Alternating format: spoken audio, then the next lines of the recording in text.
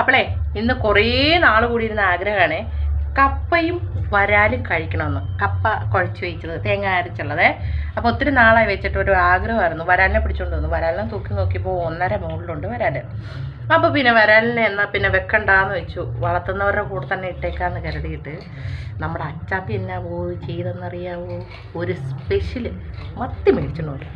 ഇതാ കാണിച്ചു തരാം കേട്ടോ. ഒരു മിനിറ്റേ, കാണാവോ? ഒരു മിനിറ്റ് കേട്ടോ. അതാണ്ടേ നമ്മുടെ കപ്പ തേങ്ങ അരച്ച് വെച്ചത് കഴിച്ചോണ്ടിരിക്കുകയായിരുന്നു. വീഡിയോ എടുക്കണമല്ലോ, എടുക്കാതിരിക്കാനൊക്കത്തില്ലല്ലോ. നല്ല തേങ്ങയൊക്കെ ഇട്ട് സെറ്റായിട്ട് അരച്ച് വെച്ച് ഇതാ മത്തിച്ചാറ് കണ്ടോ. മത്തിച്ചാറിൽ മുക്കി തേണ്ടേ മത്തി വറുത്തതും ഇരിക്കുന്നത് കണ്ടോ. അപ്പോൾ ആ മത്തി വറുത്തതും കൂടെ ദാ ഇങ്ങനെ എടുത്തിട്ട് എന്ത് ചെയ്യണം, ഇതിനകത്തോട്ടാക്കിയിട്ട് നല്ലവണ്ണം എരിവ് ഇങ്ങനെ ഇങ്ങനെ ഇങ്ങനെ ഇങ്ങനെ എടുത്തിട്ട് ഇത് കണ്ട ഇങ്ങനെ എടുക്കണം.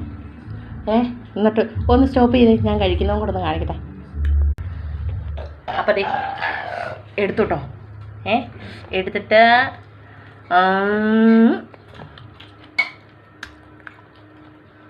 സൂപ്പറായിട്ടുണ്ട്. ഓക്കെ, അപ്പം എല്ലാവരും കഴിക്കണം കേട്ടോ.